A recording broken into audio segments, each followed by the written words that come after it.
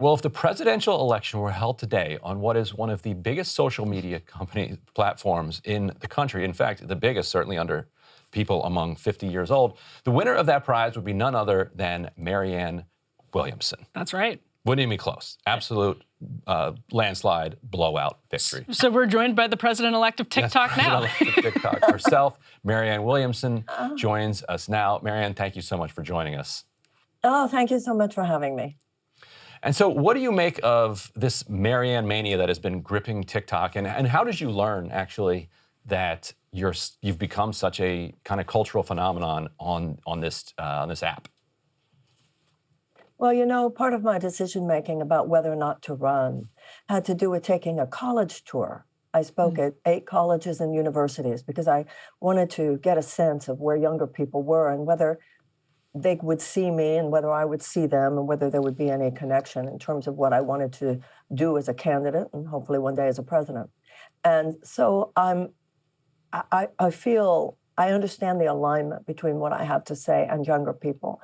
You know, Gen Z, they're not even 20th century people. Most of these kids in college today weren't even born in the 20th century, or if they were, they just hung out there for a few years as babies. And so they have a visceral sense that they are living their lives at the effect of bad ideas left over from the 20th century. Every generation wants to individuate. Every person does. But this generation is individuating from a century and from a millennium. They want to build on what worked, and they want to cut the cord and start over again with a lot of things. And that's my agenda, and they hear me. And the fact that their pain is recognized by my campaign, they don't want to hear this BS about how the economy is doing well. You know, last night I spoke to at Yale University. I said something at Yale that I also said at Stanford, and I saw all these kids nod their head. I said, even with a degree from one of these schools, you know you're not going to be able to afford the house that your parents had. You know that it's going to, all of this neoliberal trickle-down economic theory that so holds down the majority of people, on some level it will hold you down too. And even if the system says to you, oh, we'll let you in because it needs the best and the brightest to perpetuate itself, don't allow yourself to be seduced, because it's not okay for you to live your life where everything's okay at the expense of pain and suffering for the majority of people. Young people hear that, and I'm glad that they do. And there are a bunch of different types of clips of yours that have gone viral. Some are kind of speeches of yours from the 1980s and 90s. Some are clips from the your 2020 presidential campaign. I want to play one here, though, that this is from the current presidential campaign, been viewed, you know, millions, many millions of times. Let's play that one here.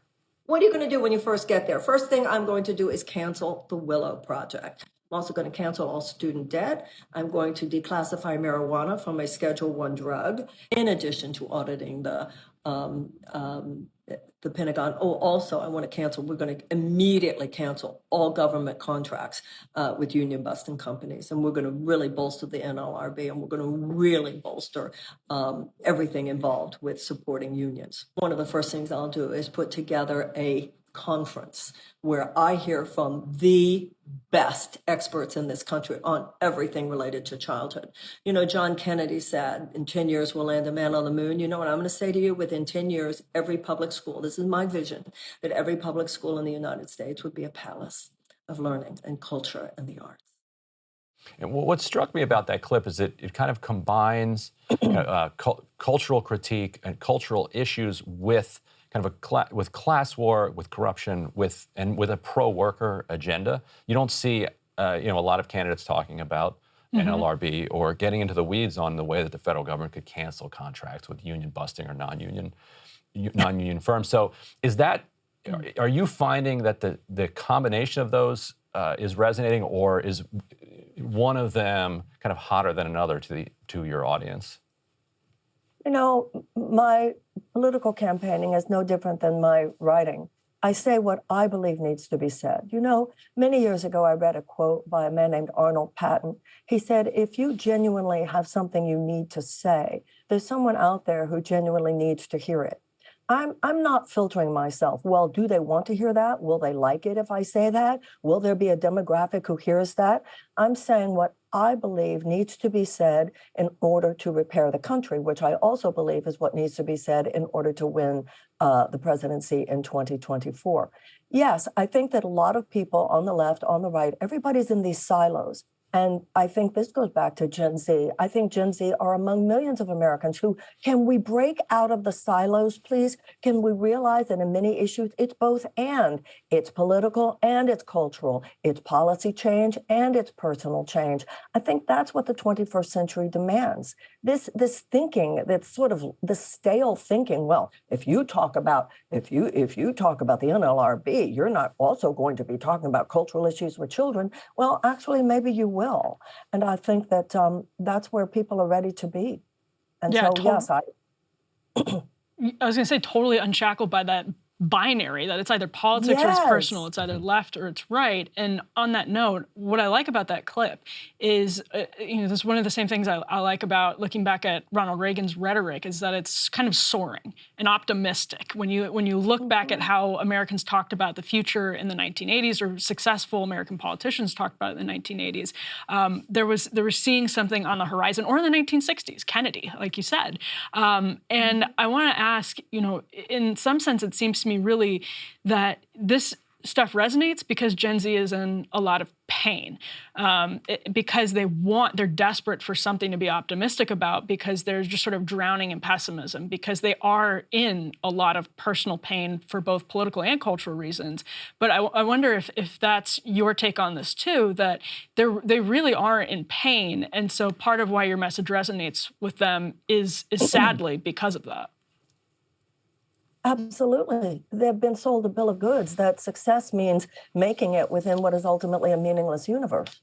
I mean, if all the system can offer is a way to have success within a hyper-capitalist system that will have you, like just every single day trying to struggle to make it more, and at the expense sometimes of the things that matter most in life, they understand that something's wrong with that. I think millions of Americans understand that something's wrong with that. People understand that this country has swerved away from very essential things. And even people, one of the things we were talking about last night, because a lot of these kids are into economics, and political theory, and I pointed out that Adam Smith himself, the primary architect of free market capitalism, said it cannot exist outside an ethical universe. Mm-hmm. So the country, whether you're on the left or the right, knows that there's a soullessness at the center of how we're operating. There's a lack of ethics. I mean, look at what's happening in this country. I don't care what your politics are. Something's wrong at the heart of things. And I believe that it is time for a president who is willing to name that and speak to it in a meaningful way, not just as a slogan, but actually connecting the dots between the way we operate politically and economically with the suffering of so many human beings, both those who are making it and those who are not. And piggybacking on what Emily said, I want to play one other clip that's been circulating on TikTok. Let's roll that one. People these days talk about how traumatized they are by the Trump phenomenon. I'm just so traumatized by it. Do you think the people who walked across the bridge at Selma were not traumatized? Everybody's saying, oh, I'm so anxious. It's just, this whole thing has me so anxious, really. What about those women standing up in Iran right now? We need to toughen up, buttercups. Everybody in this room, however pushed down we are, it is nothing compared to how pushed down the Iranians are right now, and they are showing up. So I think we have gotten to a point where we're coddling our neuroses a little too much right now. We need to say, meditate, take a shower, pray in the morning, and kick ass in the afternoon. This is not to minimize the pain. Sometimes you call your girlfriends, you call the people in your life, can I share my pain? And then that call is over, and the person who loves you on that call says, promise me you're going to get out there this afternoon and show them what you got. You and I were talking the other day for an article I'm working on for The Intercept on this same phenomenon, and I put to you kind of controversial idea and I want to get your take on it here too, which is that I see some parallels with early Jordan Peterson, that you could end up filling the same void that Jordan Peterson before he drifted off into what he's doing now filled for a lot of young people in this country. And I thought in that clip you saw some of the closest parallels, both inspirational, but also not pandering and not taking responsibility away from people, to go out there and kick ass in the afternoon. So what's your take on that kind of out there comparison, that there could be some overlap there? Well, I think the significant word is early. early Jordan Peterson, I thought, oh, this is good. He's really telling people to stop being such precious, entitled, spoiled brats. He's really telling people to toughen up and be mature. And then he took this dive, this turn into a direction that I find kind of frightening, actually. So, yes, as long as you make it very early, Jordan Peterson, but where he has gone with it is very, very, very different, complete opposite from where I would go. You must, as you become more mature, become more compassionate, more humble, and you must see your politics that way as well. And he's become very, very different than any direction I would ever take at who he is now. And it's an interesting question because, early Jordan Peterson was telling people basically, like, make your bed, take control of your life. And what I like about what you were saying in that clip, Marianne, is it's not denying that people are in pain. It's not denying that there's some suffering, but it's putting it in perspective and empowering people to deal with it differently. And on that note, I would be remiss if I didn't ask. I mean, I think TikTok is part of some of the mental health crises that people are having. They just spend too much time on TikTok. So on that note, what would you say to some of the Zoomers who this is really resonating with on TikTok? What would you say to them about their strategy for balancing political activism on TikTok and political activism in the real world? Support for someone like you on TikTok versus support for someone like you also in Iowa, in New Hampshire, in South Carolina. What do you think the right balance should be there? Well, I think young people, as well as the rest of us, are reading all the articles. We are understanding the very, very deleterious effects mentally and emotionally, psychologically, on too much social media use. I mean, everybody gets that. But to me, the fact that somebody's on TikTok doesn't of itself logically mean that they're on it many, many hours a day. I think we're all recognizing now the addictive qualities of social media and the damage that it does to our lives if we're on those tablets too long every single day. But the fact that younger people are looking for different ways to share information, to get information, is a separate issue from surveillance capitalism, for whether it has to do with TikTok or an American company. And a lot of that, this is where they are. This is what they're going to be doing. Regardless of what we think about social media, it's here to stay. This is an example where the answer is not only government regulations. Obviously, there's some serious questions going on there. And serious issues to balance about free speech versus all of those things. But a lot of it does have to do with personal change. All of us, whether it has to do with TikTok or our phone or anything. I mean, mature, conscious people are saying, I got to put that thing down. I should not be spending so many hours on that. We're recognizing the addictive qualities, and I trust America's young people to recognize it as well.